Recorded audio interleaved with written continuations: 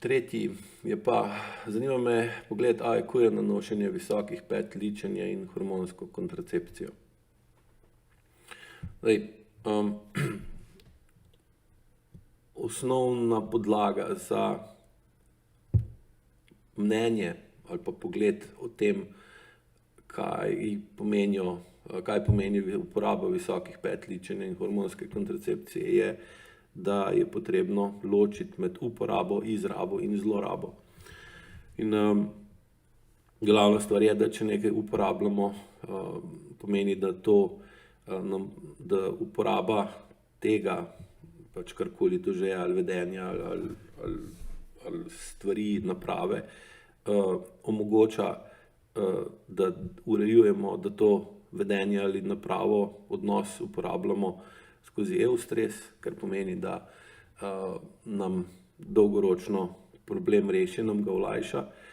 Če gremo pa v izrabo pa zlorabo, pa da vse skupaj spremenimo v distres, kar pomeni, da je stres kroničen in da ne vodi v urejevanje tistega, kar nas moti, ovira, ogroža in omejuje. In enako je tudi z uporabo, recimo v tem primeru visokih pet, ličenja in hormonske kontracepcije. Zdaj, same visoke pete imajo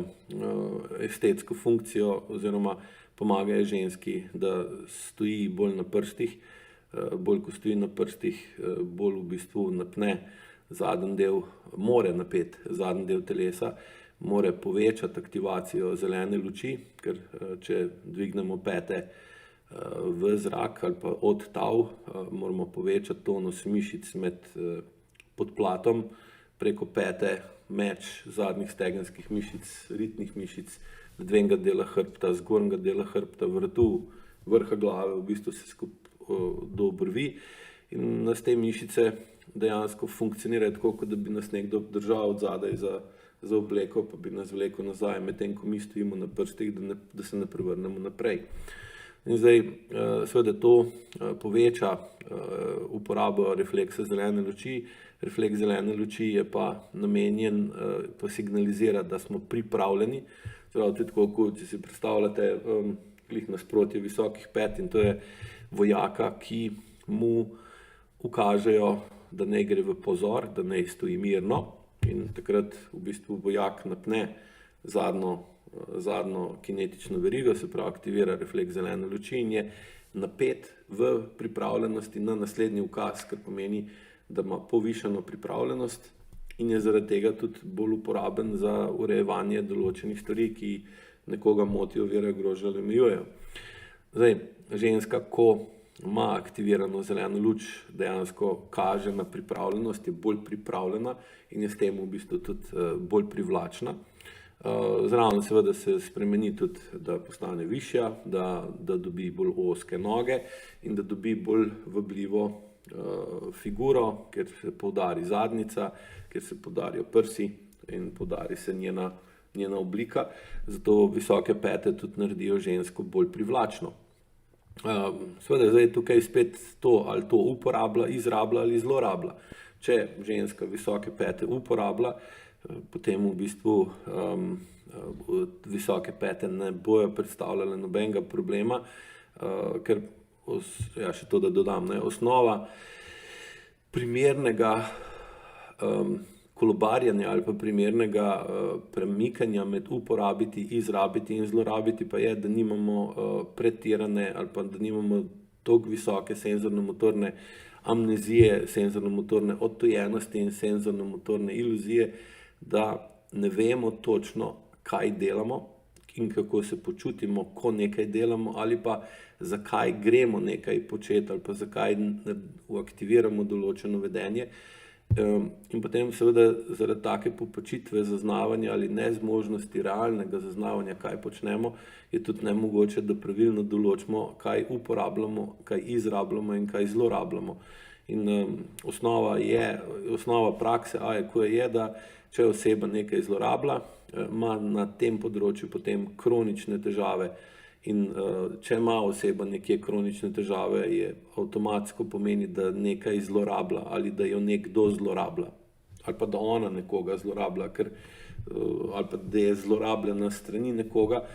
In zdaj je tukaj pač če se ženska odloči, da uporabi visoke pete v določenih okoliščinah, kjer je dobro ali koristno in bolj učinkovito,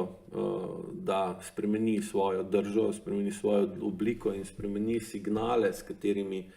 vpliva na okolico in seveda z tega dobi tudi pol določeno reakcijo, kar pomeni uporabo visokih pet, ne bo to imelo nobenih dolgoročnih posledic. Slabo imelo seveda akutne, ker jo pol recimo bolijo meča, bolijo stopala in podobno. Povsem druga zgodba pa je, če visoke pete izrablja ali zlorablja zaradi takšnih ali drugačnih razlogov, ali da kompenzira določene pomanjkljivosti, katerih se sramuje, ali da v bistvu na ta način poskuša kronično zavajati okolico, da dejansko je pripravljena na nekaj, pač karkoli že to je, v resnici pa ni, ali da to je pogosto recimo je to, da ima ženska potlačen in globoko v sebi zaprt, ali pa tudi ne to globoko v sebi zaprt občutek nevrednosti, nepomembnosti, neopaženosti, spregledanosti, strahu ali žalosti. In potem, ko gre v visoke pete, v bistvu sama sebe prisili v to, da aktivira refleks zelene luči in je potem zlorabi ta refleks, zato da s tem pretirano ali pa neprimerno uporabo refleksa zelene luči prikrije refleks, kronično aktiviran refleks rdeče luči, kar je pa glih nasprotno, da jo stiska, da jo vleče naprej, da jo vleče v dve gube, za katere pa v bistvu vsak pol vidi, da je oseba izrabljena, da je utrujena, da je nepripravljena, da je žalostna, da je prestrašena, da je nemočna in s tako osebo si nimaš kaj veliko pomagati, oziroma je nekoristna ali pa neuporabna, ker je ravno nasprotno od tega, kar signalizira pa drža aktivirane zelene luči. Po drugi strani je možno tudi to, da z visokim petom v bistvu lahko zgornji del telesa drži bolj nazaj, kar pomeni, da se odmakne od drugih, da naredi distanco. To je pogosto pri situacijah, ko se ji drugi ljudje gnusijo, upirajo, zaradi tega, ker je nad drugimi ljudmi bila v preteklosti razočarana, izigrana, izdana in seveda, ker razlogov, zakaj nekdo, oziroma zakaj oseba, zakaj ženska gre v zavestno ali pa običajno nezavedno zlorabo visokih pet je cel kup, ne? Ampak vedno zloraba visokih pet potem pripelje do težav v stopalu, v gležnjih, nogah in potem skozi gor naprej do ledvenega dela hrbta, vratu in podobno, onemogoča kvaliteten izdih, kar pomeni, da onemogoča primerno dejanje in taka ženska pogosto samo na zunaj daje občutek, da je pripravljena in da je sposobna urediti tisto, kar jo moti, ovira, ogroža ali omejuje, v resnici se pa mora za to bistveno bolj potruditi ali pa je dostikrat nemočna v tem. Podobno velja za ličenje, ne? Uporaba, izraba, zloraba, ker ličenje kot tako seveda deluje, je v bistvu samo po sebi, če gledamo čist dol v klet, kaj ličenje je potreba omogoča manipulacijo, pozitivno, negativno, to se ne spuščam, ampak dejansko lahko ličenje uporabimo, izrabimo in zlorabimo. In skladno s tem so posledice ličenja kot takega na vedenje osebe in tudi na odnos te osebe do sebe ali tudi celo recimo potem pri močnih zlorabah ličenja pride tudi do težav s kožo in podobno. Kot ličenje lahko tudi gledamo, kot ekstremno obliko ličenja lahko tudi dodamo noter plastične operacije oziroma estetsko kirurgijo ali pa trajno ličenje, kot so umetne obrvi in podobno, botoks in take stvari, kar vse kaže na zlorabo in s tem, da v bistvu oseba z ličenjem poskuša prikriti določeno del sebe ali pa poudariti določen drug del sebe, zato da se v ozadje, da se skrije določen del sebe, za katerega na katerega ni ponosna, ga ne mara, se ji upira. Tukaj najpogosteje so te potrebe nezavedne, ampak enostavno nekaj nam reče ali pa nam je bolj všeč. Tudi tetoviranje spada v to noter, bi jaz dodal. In enako je tudi tukaj, ne? Ali ličenje uporabljate, ali izrabljate, ali zlorabljate, je spet odvisno od same osebe. In če ima zaradi ličenja kronične težave, tako vedenjske kot v odnosih ali pa fizične, je potrebno iti v konkreten razmislek, kaj in zakaj zlorabljam to, kar pa seveda AIQ metoda omogoča, zaradi tega, ker se skozi učenje AIQ metode in učenje vaj,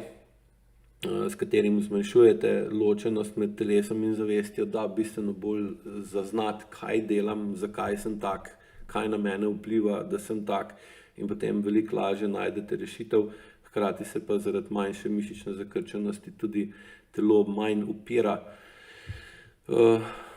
upira določenim rešitvam, ki jih prej skozi podzavest telo ni hotelo izvajati, ali pa se to kopiralo izvedbi, da na koncu ste odnehali, potem pa z manjšano močjo podzavesti in večjo spontanostjo in avtentičnostjo lahko to lažje spremenite zavestno določeno vedenje, ter s tem počasi odpravite določeno odvisno vedenje, ki samo po sebi je avtomatsko zloraba nečesa. Pri hormonski kontracepciji je pa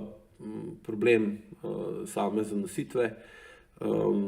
ali pa preprečitev zanositve, se pravi nadzora nad rojstvi, oziroma omogoča bolj brezskrbno spolno vedenje in zmanjšuje potrebo po previdnosti in taktičnosti ter preudarnosti ženske vezane na spolne odnose, seveda s tem tudi pol za moškega. In tukaj imamo spet primer uporabe, izrabe in zlorabe.